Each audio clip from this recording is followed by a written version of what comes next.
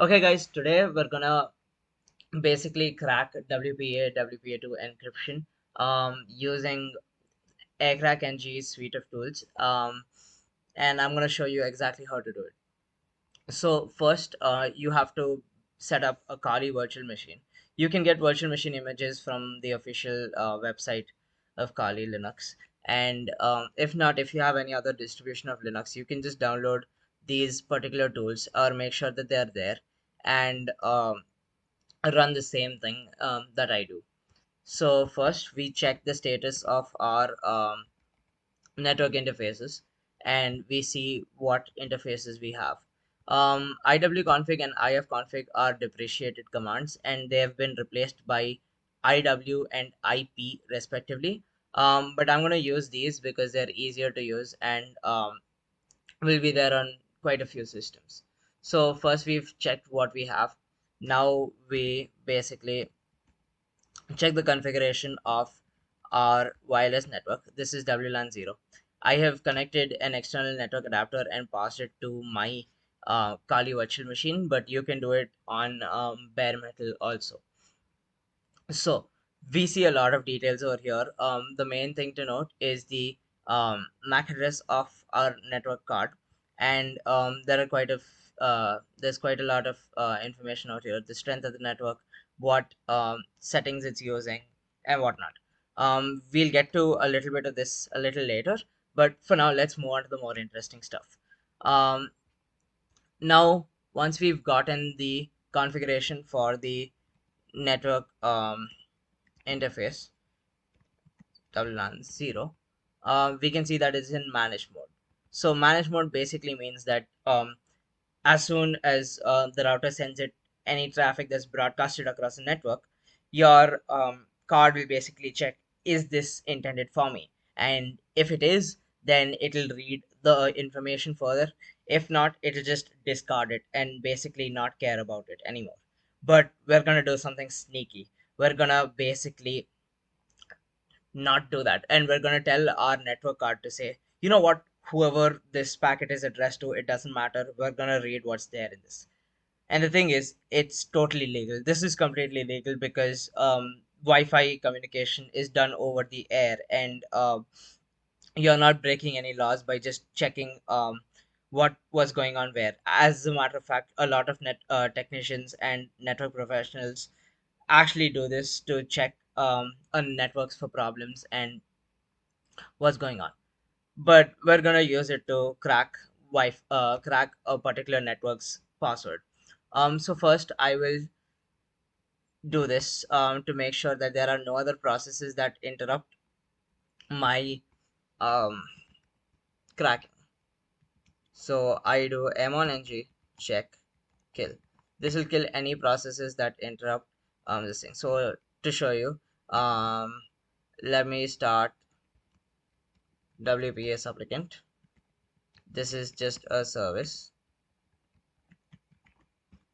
and our network manager.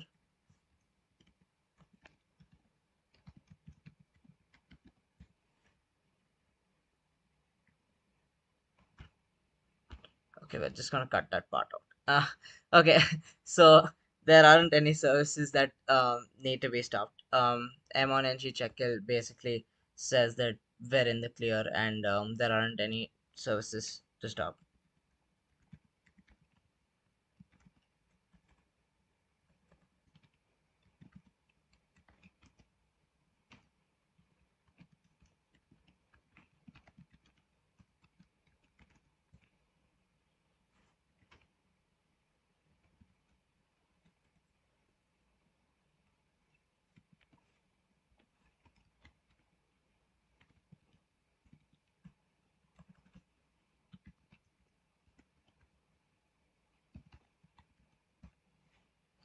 So now I've started WPS supplicant, and you can see what will happen when we do M1ng check kill.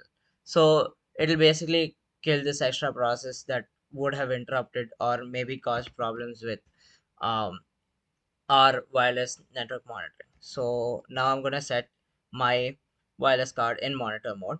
So I do M1ng start WLAN 0. That's it, a simple command, and we can basically move on to the next step and check every single packet that comes across to our network. So we've enabled monitor mode. A quick way to check this is iwconfig, and then we go wlan 0, and you will see that the mode has now changed to monitor. Using the updated command iw, you go wlan 0 and you go show, info. So you can see the same information, it's on monitor mode now. So next what we do is we basically take a cursory glance at what's happening around us. So we do air-dump-ng, and then we give our interface name, and you'll see that it basically starts picking up all of the networks that are there around us, and you can see a lot of information given by this network. And this is still completely legal. This is what thousands of professionals and thousands of people do. And this is quite interesting. You can see everything that's happening without even being connected to any network. All you need is just a network card that supports monitor mode. So today we're going to be testing test network. This is a network that I've set up on my own, so I have permission to do this. But let me warn you, do not attempt to do this on any network that you are not authorized or that you do not own. That is illegal, and you can be fined or imprisoned depending on the laws of your country. So for now, I'm gonna kill this process, and I'm gonna basically monitor only on this particular stream. Now I want to monitor only all the packets that test network is sending. So what I'll do is I'll do airdumpng, the same command as before, and then I'm gonna add a bssid, and I want to do it on this bssid, and I'm gonna add channel, and as you can see this is on channel 4. So I'm gonna monitor on channel 4, and you can see that we collect all the information about test network. So right now I have only one device, which is my own mobile phone, connected to this on um, and the MAC address of that mobile phone is what you see on your screen. So for now, I will stop collecting data on this, and then what I will do is I will basically start um, writing all of the data that I have to a file. And once I do that, I will basically have to I'll explain what I'm doing after I get to that point. But this is the interesting part. This is exactly where we get to actually, collecting all of the data, and then we get to attack and crack the password. So quickly I shall do this. I know already what channel it is running on, and I have to write it to a file. So I shall write it to, let's say, hack. So I'll write it to this file. Again, the rest of the data is the same as before, and when I run this command, I'll also be running this command side by side. It's a deauthentication attack, and I'll explain what it means in a minute, um, because it's better to show you than to just talk about theory. So airplay ng deauth, which is the type of attack. There are many other attacks, but for now we'll be focusing on this. Number is basically the number of times you want to deauthenticate the client. I'll go with an even 5. If you said 0, then it'll indefinitely deauthenticate a client, and this is what is called a DOS attack, or a denial of service attack. um this attack can be mitigated very easily. You just have to connect your laptop to an ethernet cable, and the attack does not have any effect on you after that. But it is still very annoying, and it's a fun prank to play, given that you do not break any laws in the process. So first we set our client, which is our victim device, and the victim device is gonna be this phone that I've connected. And then we have our router, which is this router, and so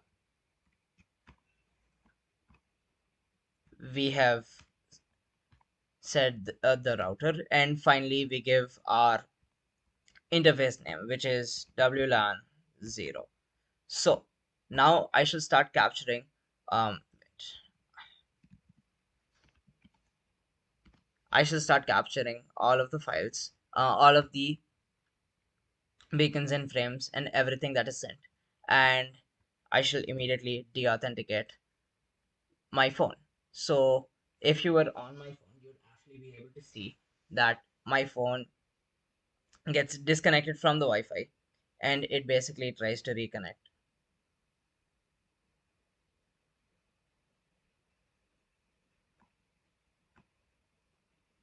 And this is a process that takes some time. So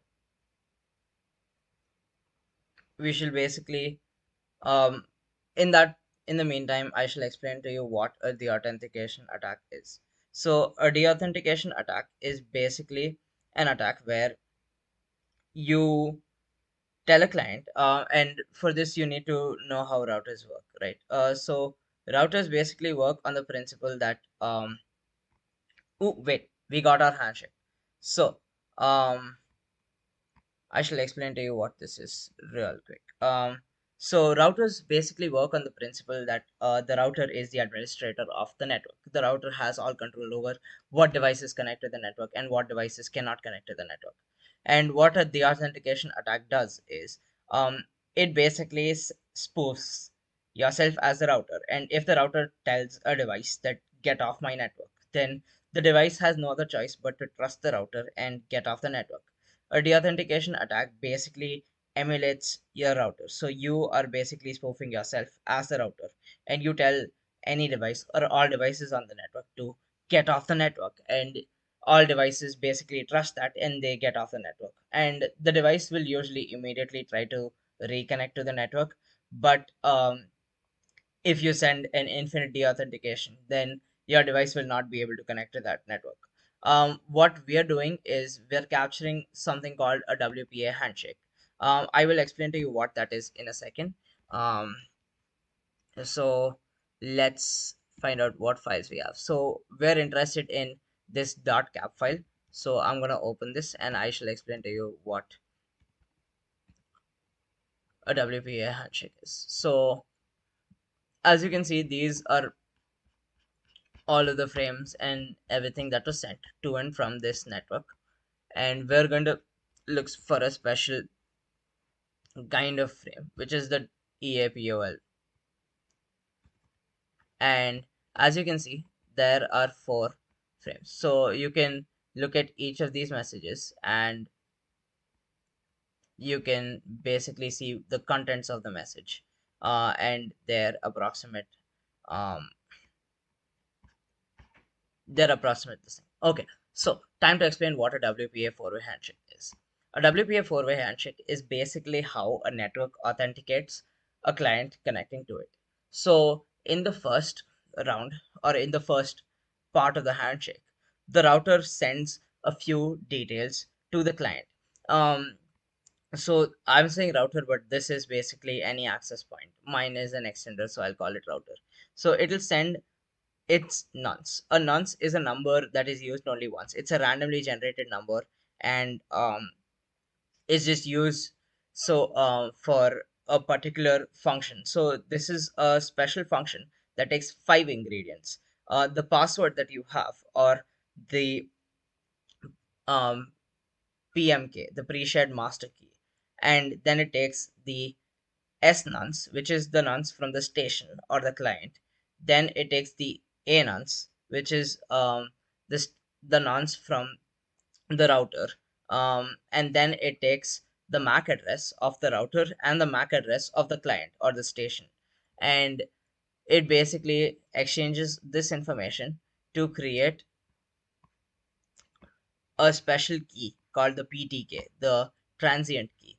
And this key is basically what is used to encrypt the rest of the communication. This is a unicast key, and so here you can see that it is sending its nonce to the client, and so the client has all of the details that it needs: the password, the s the a nonce, the s nonce, and then its own MAC address and the MAC address of the sender. So the client does its calculation, and now the client will basically say that, you know what, I did my calculation, and so here's the details that you need. If you can see, the nonce changes. So now the client has sent its nonce, and it also sends an MIC, or a message integrity code, along with it, to make sure that any communication that is lost in between can basically be checked for or accounted for. Now what happens is, and this is a crucial step, this is where it says success or fail. So once your unicast communication is verified, what happens is the router and the client can talk to each other. But that's not all. You need to be able to talk to other clients. You can't just go, you can't just ask the router to do all the talking for you. That's bad. So what the router does is it takes the group temporal key, or the GTK, and it encrypts that with a PTK, because remember, unicast communication is now secured. So it encrypts it and it sends the GTK over with an MIC, or a message integrity code. So your client receives the GTK, and if your password is correct, if all of the your calculations are correct, it can correctly decrypt this encrypted GTK. And once it decrypts that, it knows that the password was correct, and your network connection is basically verified. But if it does not, and if your network connection cannot be verified, then this is the point where your device tells you that, it's an incorrect password and you should try again. um and this is basically your entire connection. Now this one, the last one, is just an acknowledgement message, where the the router just tells that, yeah, the client just tells the router that, yeah, sure, I'm connected, and all everything's a okay. So we'll close this and we'll get to the real fun part. Now we will get to cracking the password, but before that, we'll just stop everything that we were doing with M on NG. So let's go. M on NG, stop, and our interface name, which is WLAN 0. So monitor mode's disabled. You can just check with iwconfig WLAN 0, and it should be okay. So if you get this error where monitor mode isn't correctly disabled, then you can manually disable it. So ifconfig your interface name and down. So this will take down the interface. Then you do iwconfig your interface name,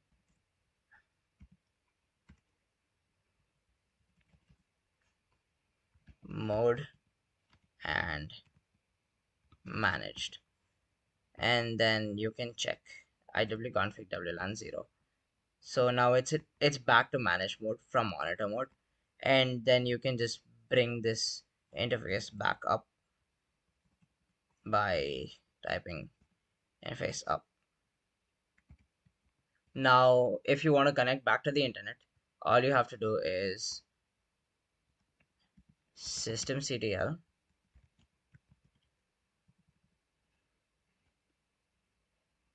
your service name. Here I will start WPA supplicant,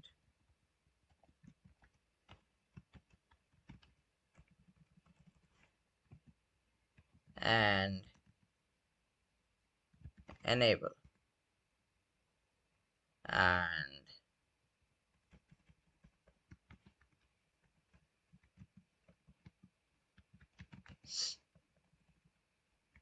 start. So now, as you can see, um I've started WPA supplicant, and I should start network manager.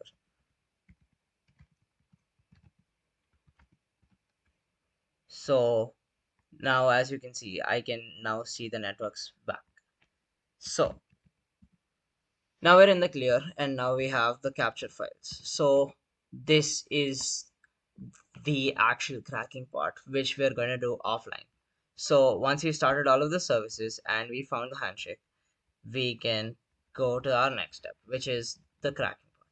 Now there are many different ways to crack a particular WPA handshake. There's the brute force way, which basically lists every single combination in a particular range or using a particular set of characters, and it's quite a common way of cracking. It is guaranteed success provided you have the computing power, and that's not really realistic, because even adding one character with 26 possibilities increases your computing load by a lot. For a strong password, it can take years for a computer or even a server farm to crack the password. So, we're going to use a simpler method. We're going to basically check if the person who set this network has been a little dumb with their passwords and set a very common password, something that can be found in one of these word lists. Rocky.txt is a very famous word list, and this is an actual word list that has been um,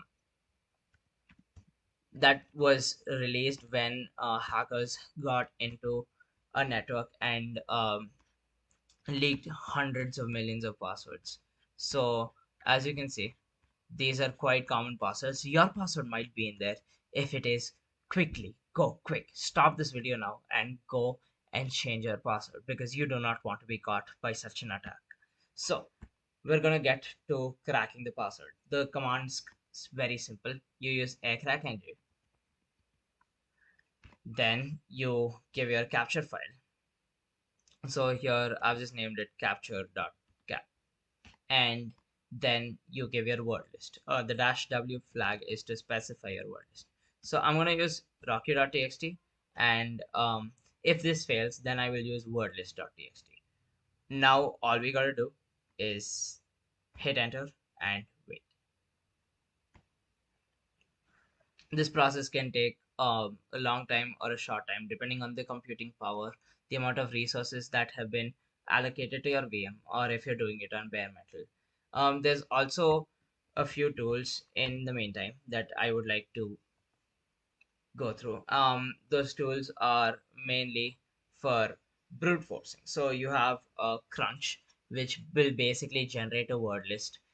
There are also two other tools that are quite useful. One is Hashcat, which basically uses a GPU to speed up this process of brute forcing, because GPUs are very good at um, low intensity or low intensive calculations, and they're very fast at it. So we have found the key.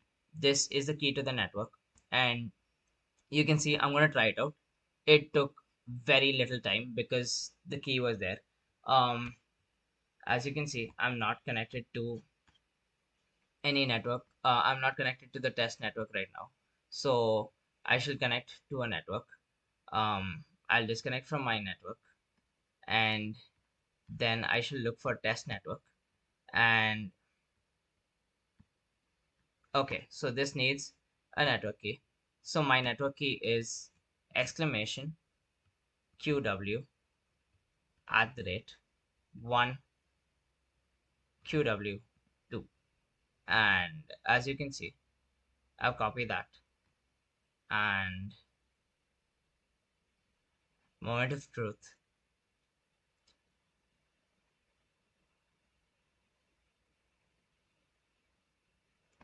Let's go. We've connected successfully, and we have cracked, or at least gotten into WPA. So WPA, WPA2, they're essentially the same. The process for cracking it is essentially the same.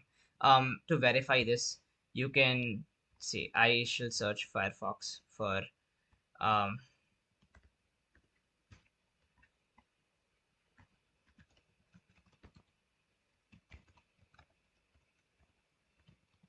for cute cat pictures, because why not? And as you can see, we've successfully connected to our test network and gotten past the encryption. This was a short session on WPA and WPA2 and how passwords can easily be cracked if they're not set with caution. As you can see, this key still followed the tenets of password making, which is to use which is to use capital letters, lowercase letters, symbols, and special characters. But it still failed because it was found in the list. So make sure to set your passwords to set at least 14 digit long passwords or 14 character long passwords, and to use at least two or three of each kind: special characters, numbers, capital letters, and lowercase letters. And make your password more secure. Nothing is going to stop these people. You cannot stop this attack because Wi-Fi communication is done over the air. So all you have to do is use a strong password and keep changing your password or updating it regularly, so that even if an attack succeeds, you can mitigate it next time, or you can prevent the attacker from using your network resources next time. Thank you for attending this session, and I hope that you have learned something from it.